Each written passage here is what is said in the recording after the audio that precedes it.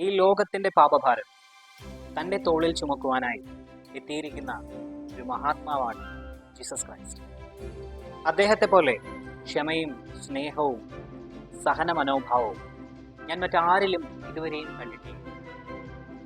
അദ്ദേഹം നമുക്ക് ക്ഷമയും സ്നേഹവും നിസ്വാർത്ഥമായ സ്നേഹവും പഠിപ്പിച്ചു തന്നതല്ല, അദ്ദേഹത്തിൻ്റെ ജീവിതം കൊണ്ട് നമുക്ക് കാണിച്ചു തരികയായി.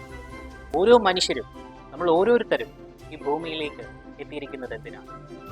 അതിനുള്ള ഉത്തരം ബൈബിളിൽ തന്നെ ഒരു വചനമായുണ്ട്. ഹൃദയശുദ്ധിയുള്ളവർ ഭാഗ്യവാൻ, അവർ ദൈവത്തെ കാണും. അതെ, ഓരോ മനുഷ്യനും ഈ ഭൂമിയിലേക്ക് എത്തിയിരിക്കുന്നത് തൻ്റെ ആത്മശുദ്ധീകരണത്തിനായിട്ടാണ്.